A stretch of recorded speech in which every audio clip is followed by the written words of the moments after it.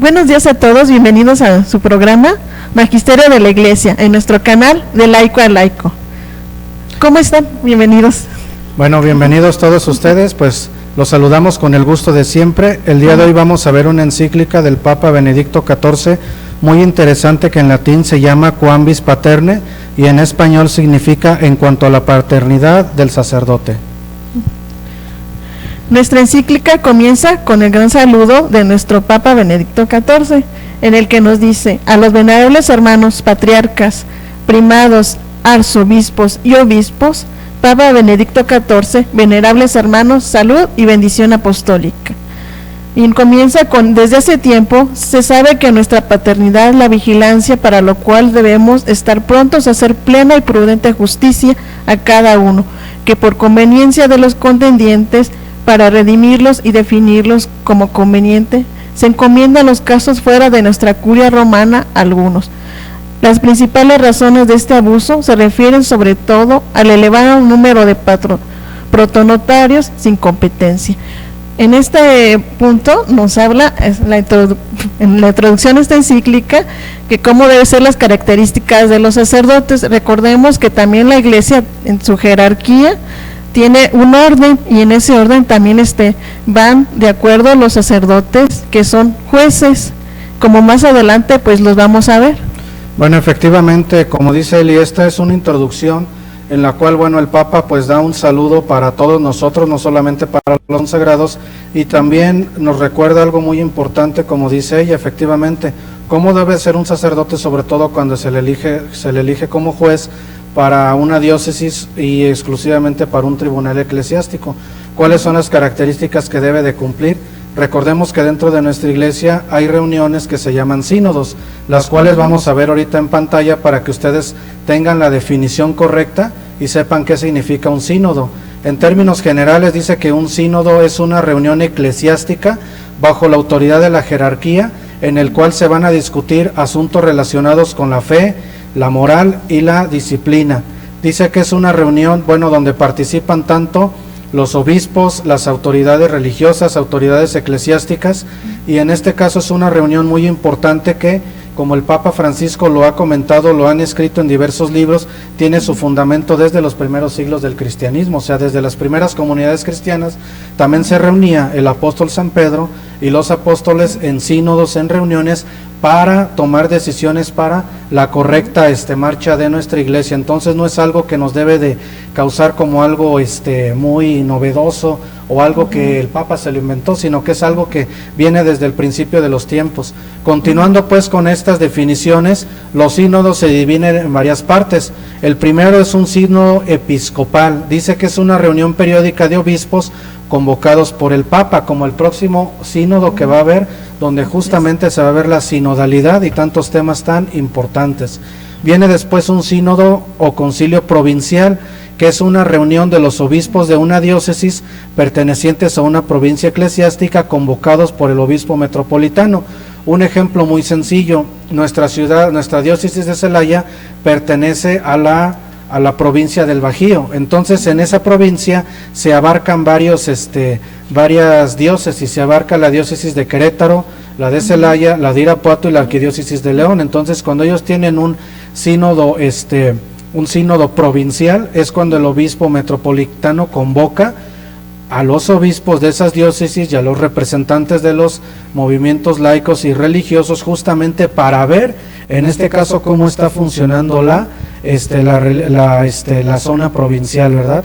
Y en el caso de un sínodo diocesano, que es algo local, dice que es una reunión, bueno, periódica de sacerdotes con el clero regular, el cabildo catedrático, convocada por el obispo, donde el cual obviamente participan tanto las congregaciones religiosas que hay en la diócesis, los representantes de los movimientos laicos, y en ese sínodo diocesano se pueden ver varios asuntos. A lo mejor se puede elaborar, no sé, por ejemplo, un nuevo plan diocesano de pastoral, o modificar el plan diocesano de pastoral que hay, o simplemente ver cómo están funcionando las distintas pastorales, movimientos, grupos, congregaciones religiosas en la diócesis, y qué tan lejos y qué tan cerca están de el plan diocesano que elabora el señor obispo.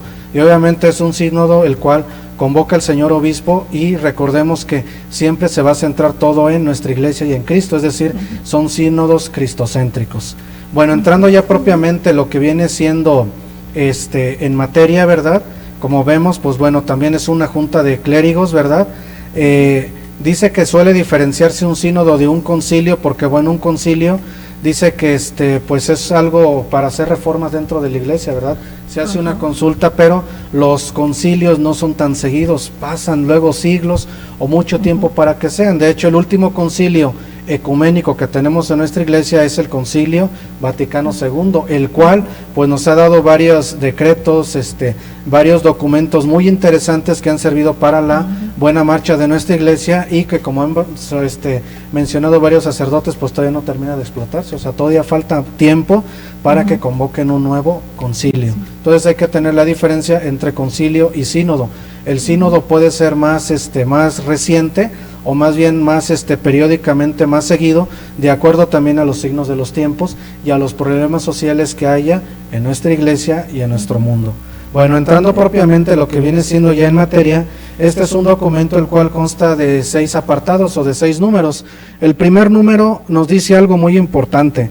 Nos recuerda cómo el sacerdote y todos los consagrados deben de tener una caridad paterna, porque a ellos se les ha confiado la salvación de los pueblos. No pueden permanecer en silencio, ¿verdad? Y deben de tomar decisiones adecuadas para la buena marcha de la iglesia, de la diócesis, de los distintos tribunales, eliminando la corrupción y restaurando la integridad de los juicios. Es decir, que aquel sacerdote que es nombrado, ¿verdad? Es nombrado como juez de un tribunal eclesiástico, como lo menciona el canon 1420 del Código del Derecho Canónico, debe de ser un sacerdote que tenga trayectoria, debe de ser un sacerdote que tenga una auténtica formación moral, espiritual, pero también debe de ser un sacerdote que conozca el Código del Derecho Canónico, o sea que de preferencia tiene que tener especialidad, y sobre todo, pues el señor obispo es el que lo nombra, pero no nombra a cualquier sacerdote, sino que él tiene que revisar junto con su consejo pues diferentes perfiles, porque debe de haber tribunales eclesiásticos en la diócesis,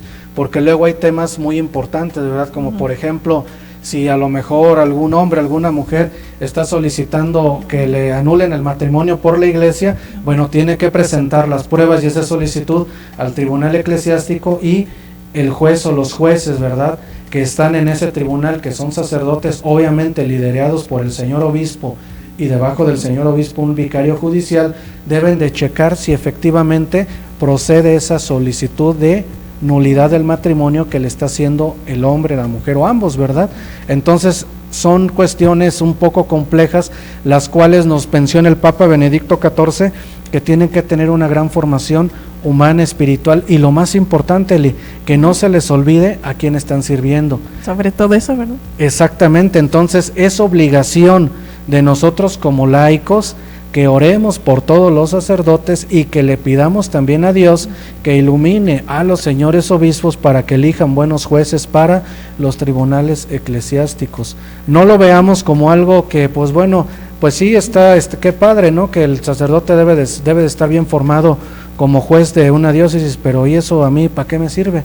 Bueno, a ti te sirve para que pidas por ellos, a ti te sirve para que también como laico te intereses en conocer el Código del Derecho Canónico, y cuando dentro de tu apostolado alguna persona te pide una orientación, sepas a dónde canalizarlo. No le vas a salir con la burrada o la tontería de que en la iglesia hay divorcios. Es muy diferente un divorcio a una nulidad del matrimonio. Entonces hay que tener muy en cuenta todo eso, porque todo ese tipo de asuntos de las nulidades del matrimonio los tratan los tribunales eclesiásticos dentro de las diócesis. Bueno, vamos a una pequeña pausa. No se les olvide compartirnos en sus redes sociales, denos ese poderoso like. Recuerden que estamos como canal de Laico Laico en Facebook y en YouTube, y ustedes y nosotros tenemos una cita todos los sábados a partir de las 10 de la mañana. Gracias, en un momento continuamos.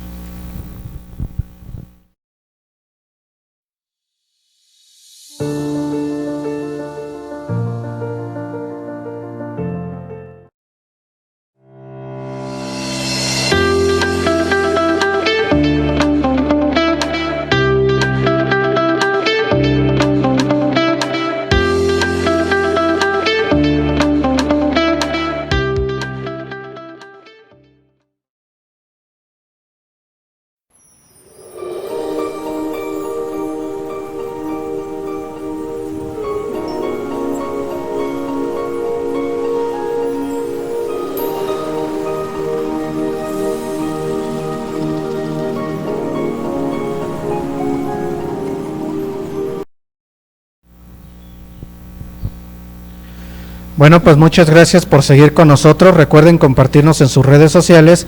Estamos en Facebook y en YouTube como Canal de Laico a Laico, y este es el programa de Magisterio de la Iglesia. Y no se les olvide compartir este video y darnos ese poderoso like para que esta información pues llegue a todos sus amigos, conocidos, y también para que les sirva en sus pastorales y en sus ministerios que estén ejerciendo dentro de nuestra iglesia.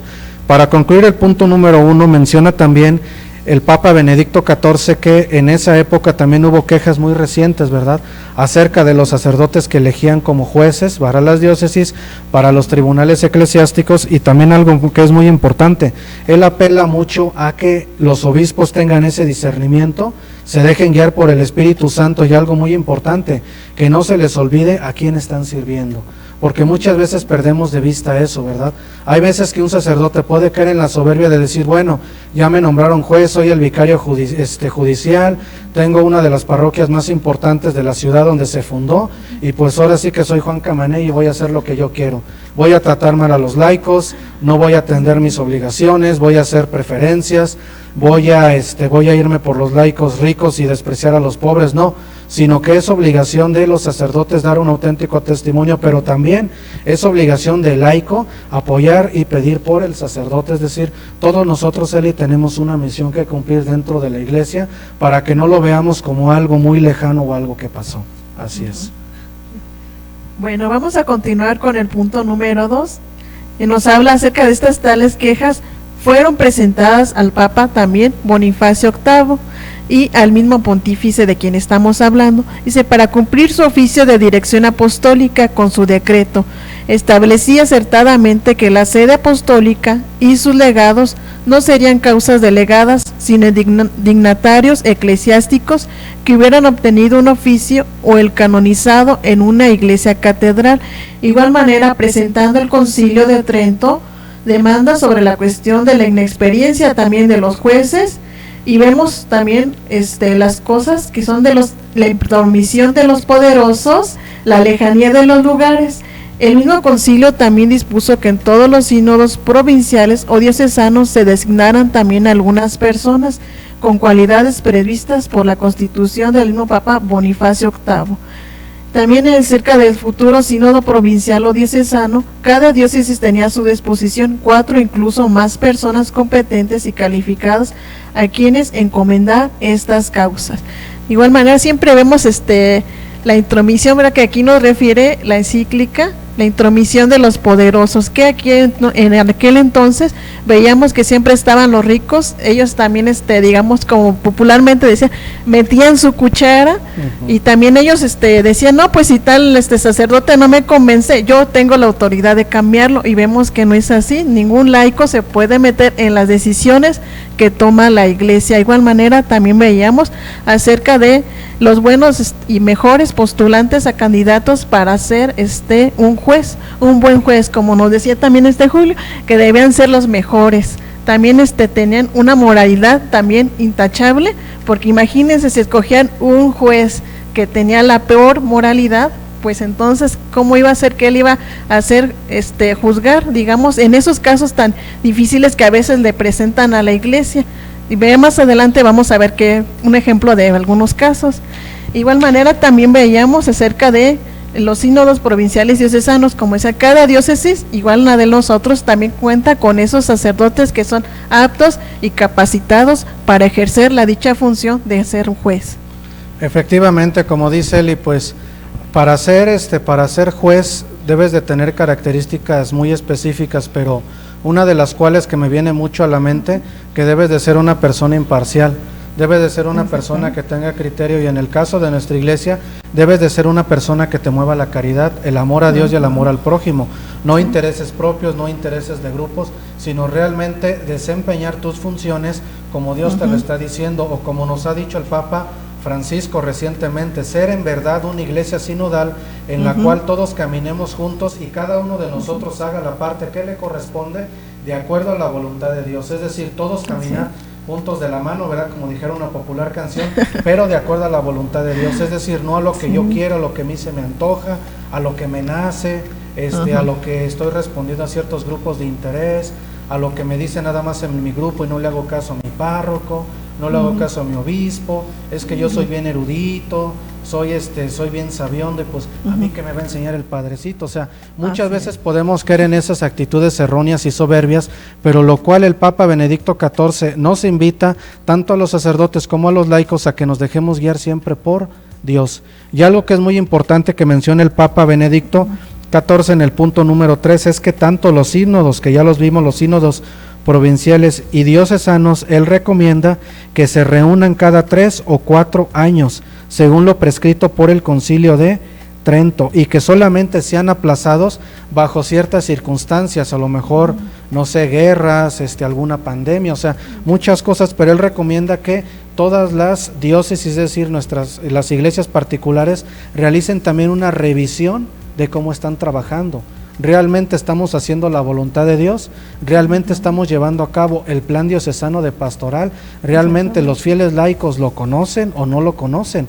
Yo conozco personas, ¿verdad?, sin decir nombres ni grupos, que están muy metidas en la Sagrada Escritura, en el catecismo, en la catequesis, pero no saben que existe un plan diocesano de pastoral. No saben en qué consiste. Es más, muchos no saben ni siquiera que cada parroquia debe tener su plan parroquial también. Inclusive unos ni siquiera saben qué es un plan pastoral. Exactamente. O inclusive hay personas que también evangelizan o trabajan nada más por trabajar, pues a ver ahora qué se me ocurre, vamos nada más a improvisar, pero bueno, no tienes una planeación, no te encomiendas a Dios, no estudias, no te formas. Entonces, ¿qué clase de servicio también nosotros los laicos vamos a dar en nuestra iglesia si no nos preparamos? Y también algo que es muy importante, no nada más los laicos, también va para los sacerdotes. Hay sacerdotes que no les gusta formar laicos. ¿Por qué? Porque muchas veces también son sacerdotes flojos, son sacerdotes que solamente al laico lo quieren ver nada más para que venda gorditas, enchiladas, boletos, menudo, aguas frescas, para que consiga bienhechores, para que terminen de construir la capilla, para que junten limosna para la fiesta parroquial o patronal, ¿verdad? Ya está ahí. Bueno, ¿y dónde está la evangelización? Muchas veces también, tanto sacerdotes como laicos, caemos en la mediocridad de que solamente nos conformamos con ir a misa, medio conocer la fe, celebrar los sacramentos, fomentar la religiosidad popular, y pues ay, que Dios te bendiga, ay, tú sigue así, te échale ganas, y pues mientras a mí aquí me des dinero, una vez lo dijo un sacerdote que no quiero decir quién fue, mientras tú le des diezmo a la iglesia, tú tienes asegurado el cielo. Yo le dije, oiga padre, disculpe, pues yo no sabía que Dios fuera banquero, pues no sabía que la salvación tenía un precio monetario. Lo dice el apóstol Santiago, una fe sin obras es una fe muerta.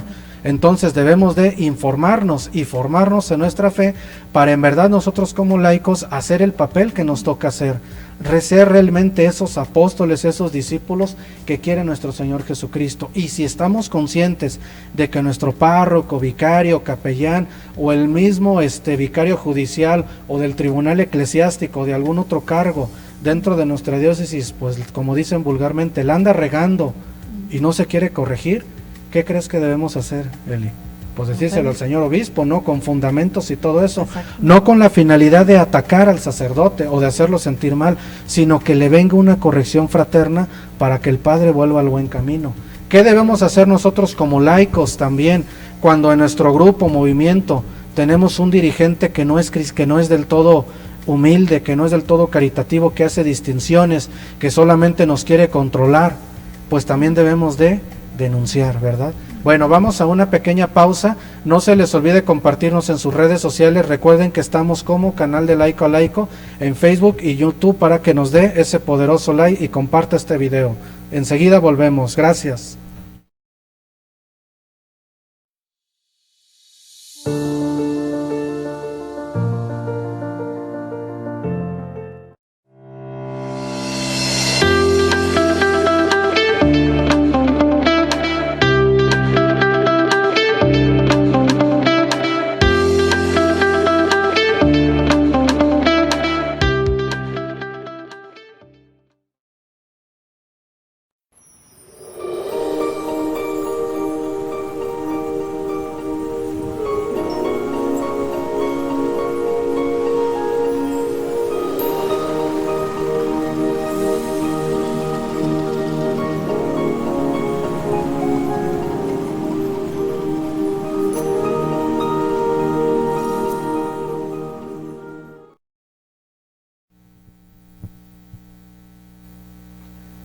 Bueno, pues Continuamos con este interesante documento después de esta pequeña pausa. Para concluir el punto número 3, aparte de lo que ya les había mencionado, cada cuándo se debe de convocar un sínodo provincial o diocesano, también el Papa Benedicto XIV comenta que también los obispos deben de tener ahora sí que pues mucho discernimiento y muy buena mano para sustituir a los sacerdotes que fueron jueces y que por algún motivo pues bueno ya fallecieron o a lo mejor cumplieron ya su tiempo de ejercer esa importante función dentro de la diócesis, dentro de la iglesia, y por eso es que también el Papa menciona que deben de tener mucho cuidado, y el Papa también tiene mucho cuidado también para elegir a sus funcionarios. No crean que bueno elige al que es más su cuate, al que a lo mejor al que es pariente o al que fue compañero del seminario. No, el Papa también se fija en los perfiles. ¿Para qué? Para ocupar los distintos órganos que integran la Curia Romana, es decir, todos los órganos que integran la estructura del Vaticano para el correcto funcionamiento de nuestra iglesia.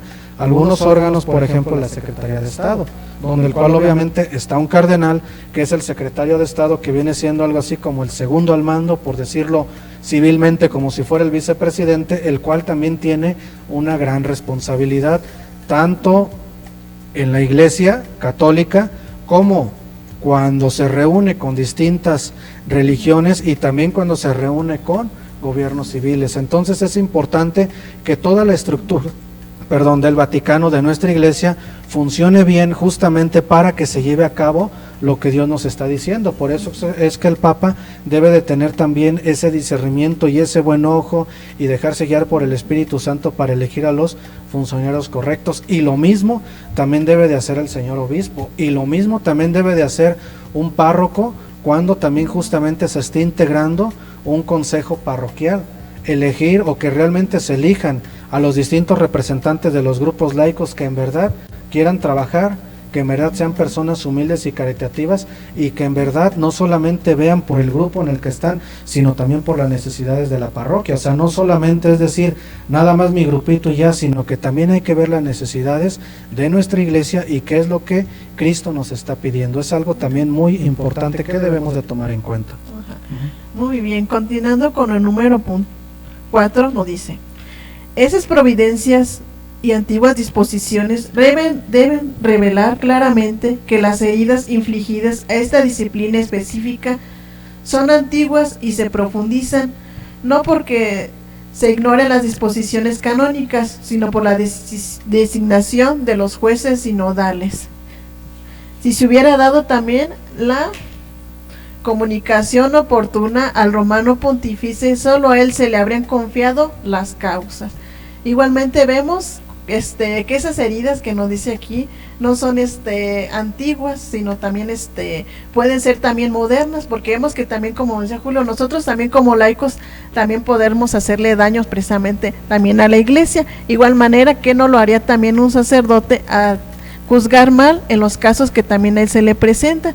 Igual manera, como veíamos, pues un mal conocimiento del Código de Derecho Canónico nos puede llevar. Igual manera también nosotros podemos también estudiar el Código de Derecho Canónico. Vemos que no es exclusivo también de los sacerdotes, sino también de nosotros, que lo podemos y también lo debemos estudiar. ¿Para qué? Para que nosotros tengamos luces acerca de los casos que a veces se nos presentan, como mencionábamos acerca de los divorcios. También es importante que nosotros conozcamos también los procedimientos que hace la iglesia acerca de esos casos.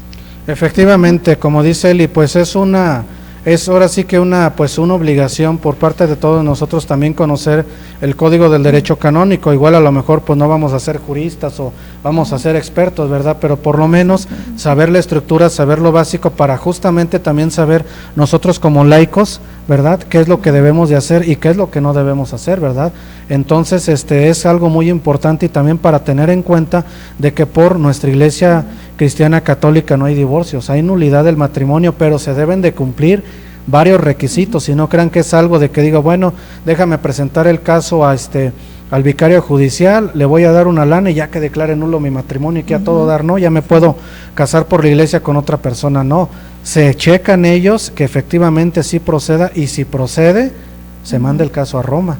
Y en Roma también lo checan, no crean que nada más dice el señor obispo de la diócesis o el vicario, que ahí sí está bien, órale, no, lo estudian también en Roma. Yo supe de una persona hace tiempo que solicitó la nulidad de su matrimonio, mostró todas las pruebas, las evidencias, lo checaron en su diócesis, vieron que efectivamente sí procedía, lo mandaron a Roma.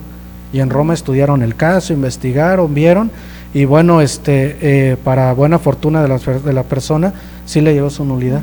Pero pasaron más o menos, bueno, me estaban comentando que fue un proceso en ese momento de entre unos 2 y 3 años, o sea, no es algo tan inmediato, pero es algo que también nosotros debemos de conocer, y les vuelvo a repetir, aunque suene un poco repetitivo, hay que tener en cuenta de que por la iglesia no hay divorcios, hay nulidad del matrimonio. Por el aspecto civil, ¿verdad? Ahí sí hay divorcios, ¿verdad? Cumpliendo ciertos requisitos y dándole una buena lana al abogado, te divorcias rápido y estando de común acuerdo. Pero en la iglesia es muy diferente. ¿Por qué?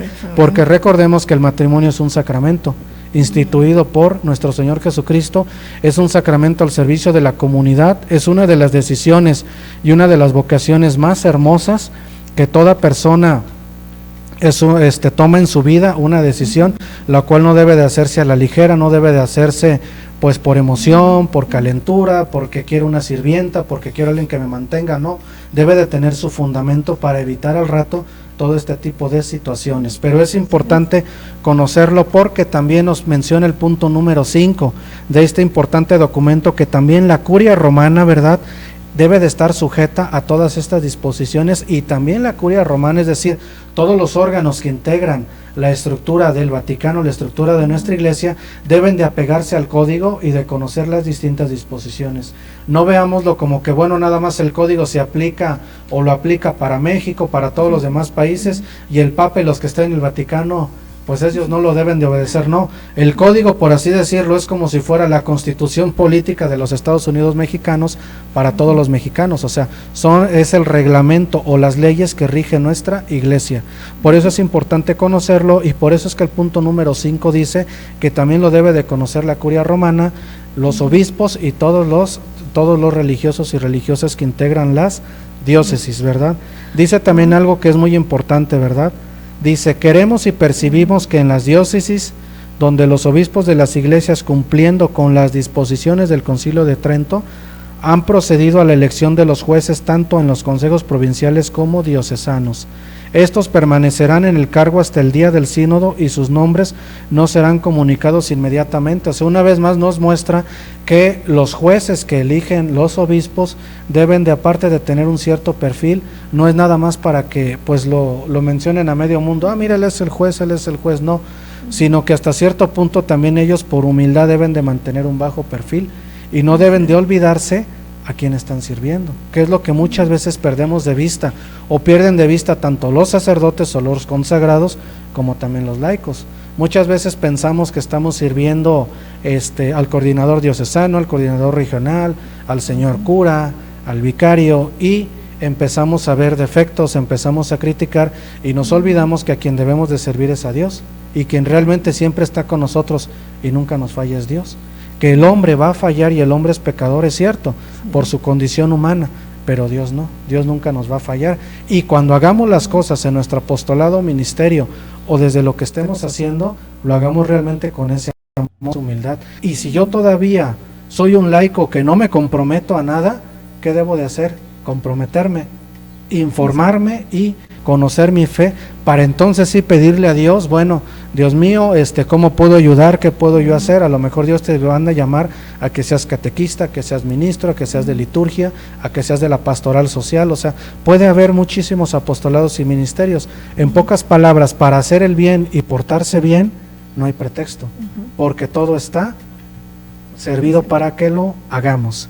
Bueno, vamos a una pequeña pausa, no se les olvide compartirnos en Facebook y en YouTube estamos como canal de Laico a Laico para que nos dé ese like. En un momento regresamos.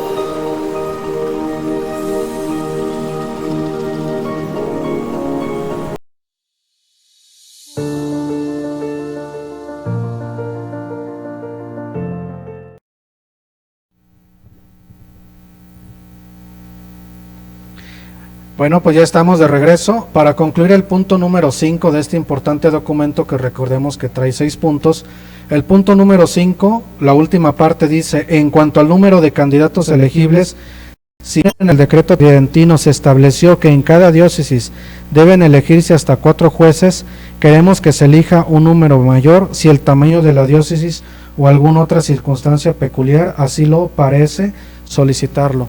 Aquí el Papa está hablando de un número mínimo de jueces, obviamente dependiendo de la diócesis. No es lo mismo una diócesis que una arquidiócesis. Sabemos que una arquidiócesis es más grande. Por ejemplo, aquí en México, en nuestro país México, bueno, tenemos la arquidiócesis de la Ciudad de México, que es una de las más grandes no solamente del país sino del mundo. Entonces a ella le integran varias diócesis. Ella tiene al arzobispo primado de México, ¿verdad?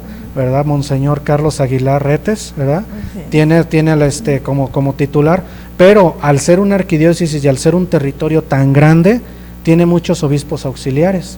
No recuerdo bien si tiene entre 5 y 6 obispos auxiliares, y obviamente por el tamaño de esa arquidiócesis debe de haber varios jueces en los tribunales eclesiásticos, o sea, varios sacerdotes debidamente elegidos y seleccionados y obviamente capacitados, ¿verdad?, en derecho canónico, en moral, fe, etcétera, para que realmente se le dé ese servicio pastoral al pueblo de Dios. Por eso es que es algo muy importante.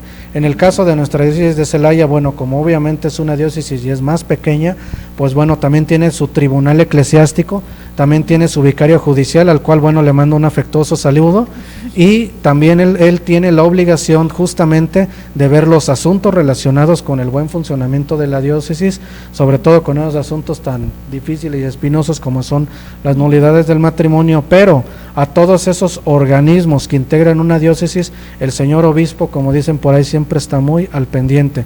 Y en el caso de la curia romana, quien los anda también al pendiente y todo eso, viendo cómo están trabajando tanto el Papa Francisco como sus consejeros, ¿verdad? Bueno, para finalizar está el punto número 6 que nos habla. Queremos que los ordinarios del lugar sepan, según las directrices del citado decreto de Bonifacio VIII, que la potestad de juzgar debe conferirse a personas con dignidad eclesiástica, personado o de canonicato en la iglesia catedral. Sus cualidades deberán acreditarse de tal manera que en la persona destinada a este cargo no falten aquellas indispensables cualidades de doctrina e idoneidad que constituyen la esencia de la actividad judicial. También nos habla que aquí, como nos dice, específicamente todo cerca de las órdenes, digamos, judiciales debe ser nombrado solamente los sacerdotes, o sea que ningún laico debe ser nombrado juez, solamente los sacerdotes y únicamente ellos. Y también, sobre todo, que vemos que la sede del obispo pues es la catedral. Ahí en la catedral se deben de llevar a cabo pues todos esos asuntos refiriéndose al sentido pues eclesiástico de la iglesia. Efectivamente, y recordemos que también pues cada diócesis también tiene su obispado, que son las oficinas donde se encuentra el señor obispo y donde también se encuentra toda una estructura justamente para hacer funcionar correctamente la diócesis, ¿verdad? Entre ellos, bueno, la oficina del señor obispo, el vicario general, el tribunal eclesiástico, ¿verdad? Pues obviamente encabezado por el vicario judicial, por decir algunos de los organismos que integran una diócesis. Entonces es importante que nosotros conozcamos quién es el obispo de nuestra diócesis o arquidiócesis y realmente conozcamos también el plan que tiene el plan diocesano de pastoral, ¿verdad? Y nos involucremos también. No se vale decir, bueno, pues es que esto nada más es para los curas y yo voy a seguir en mi casa viendo la tele y rascándome la panza, no, sino que yo también tengo que involucrarme de acuerdo a lo que Dios nos da a conocer en nuestra iglesia, porque es una necesidad urgente el que nosotros nos involucremos y hagamos el bien. Si queremos profundizar un poco más como laicos, qué importancia nos da el Concilio Vaticano II, les recomiendo que lean la Constitución Lumen Gentium, la luz de las gentes, en el capítulo número 4. Ahí exclusivamente le dedica a los laicos. Ahí nos dice qué es lo que deben hacer los laicos, qué es lo que no deben de hacer los laicos, cuál es la importancia de los laicos y lo más importante, ¿por qué un laico, un auténtico cristiano católico no debe de ser una persona conformista, una persona mediocre, una persona que no haga el bien y que simplemente se conforme nada más con ir a misa cada 8 días y piense que Dios no tiene nada que ver en lo demás de la vida diaria, sino que debemos de ser realmente personas que sepan, pero también personas que se comprometan. Y si el sacerdote de tu parroquia o del templo más cercano, donde tú vivas, no da formación a los laicos, pues tú también se la puedes pedir, también tienes ese derecho. Y si tú como laico ya estás formado, te estás formando en algo, aunque no seas un erudito, recuerda que Dios elige y capacita a los elegidos, tú también aviéntate a formar laicos para evangelizar y extender el reino de Dios, dar a conocer la buena nueva a quien no lo conoce. No nos ponemos de ejemplo, pero nosotros, ¿verdad?, no somos personas, digamos así como que tienen grandes estudios, filósofos o teólogos, pero bueno, lo que Dios nos ha compartido, con mucho gusto lo damos a conocer, no por obligación nada más, ¿verdad?, o porque a uno le estén pagando algo, no, sino lo hacemos por amor a Dios, al prójimo, y como una gran necesidad que tenemos de darlo a conocer a los demás. Recordemos que este documento, aunque se escribió el 26 de agosto del año de 1741, en el segundo año del pontificado de Benedicto XIV, es un documento muy actual y no hay que verlo como algo que ya pasó, sino que es algo muy actual, porque cuando el señor obispo va a elegir jueces para su diócesis, debe de seguir estos criterios y otros criterios que vamos a ver más adelante. Recordemos lo que ya hemos dicho en programas anteriores, todas estas encíclicas fueron la base para las futuras reformas de nuestra iglesia, y los documentos o más bien la gran riqueza que nos dejó el Concilio de Trento o los papas anteriores a Benedicto XIV también son la base para que el Papa Benedicto XIV escriba todo esto y para que todo esto sea la base para el Concilio Ecuménico Vaticano II. No creen ustedes en su momento dado que se mencione más profundamente el concilio, no creen que el concilio fue de un día para otro, sino que fueron años. Lo inició el Papa San Juan XXIII, lo terminó el Papa San Pablo VI. Entonces, si quieren saber más acerca del Concilio Ecuménico Vaticano II, les recomiendo que vean la película del Papa San Juan XXIII, la vida del Papa San Juan XXIII y la vida del Papa San Pablo VI. Créanme lo que nos vamos a quedar con el ojo cuadrado de cómo Dios les fue inspirando, y algo muy importante, los obstáculos que se encontraron dentro de la misma iglesia, de los mismos sacerdotes, para que se llevaran a cabo las reformas. ¿No creen ustedes que estas reformas también, o esta encíclica que escribió el Papa Benedicto XIV en su tiempo, pues fue recibida con toda la alegría por parte de todos los sacerdotes? Ay, mira qué bueno, mira, el Papa me está diciendo que debo ser humilde y soy bien soberbio, ahora sí lo voy a... No, o sea, también hay esa oposición, ¿verdad?, por la manera humana y pecadora que tenemos. Pero algo que es muy importante, por eso el Papa se apoya en los obispos, sucesores de los apóstoles, al igual que él, para llevar a cabo esta encíclica que se dé a conocer, llevar a cabo estas reformas, y sobre todo que los obispos y arzobispos pusieran mucho ojo al elegir los jueces. Y también es una llamada de atención para que también los sacerdotes evangelicen al laico. No se conforme nada más con que el laico los sirva o les dé dinero en el templo, sino también fórmelo para que evangelice, y también nos sirve a nosotros como laicos para conocer e involucrarnos más en las cuestiones de nuestra iglesia, ¿verdad? No lo veamos como algo que ya pasó, sino algo que es muy actual. Y lo más importante, Dios, con todos estos documentos que estamos viendo cada semana, ¿qué es lo que a mí personalmente me dice? Bueno, que me involucre, que viva como un auténtico bautizado, como un auténtico cristiano católico, y que realmente tenga esa actitud de servicio y de un auténtico testimonio cristiano donde me encuentre. Eso es con lo que podemos decir. Concluyo con esta frase: no nos arrepintamos de hacer el bien, porque no sabemos si es la última oportunidad que Dios nos da para hacerlo. Bueno, pues nos despedimos. Recuerden compartirnos en sus redes sociales, recuerden que estamos como canal de Laico a Laico en su programa Magisterio de la Iglesia. Denos ese poderoso like, compártanos donde quiera que estén, y lo más importante, pues esperamos sus comentarios, sus sugerencias, y si algún laico comprometido quiere venir a este espacio a compartir y reflexionar estas encíclicas, comuníquense y con todo gusto nos ponemos de acuerdo, ¿verdad? Gracias. Sí, los esperamos todos los sábados a las 10 de la mañana. No se les olvide, gracias, y que Dios los bendiga en todo lo que hagan. Hasta luego. Adiós. Adiós.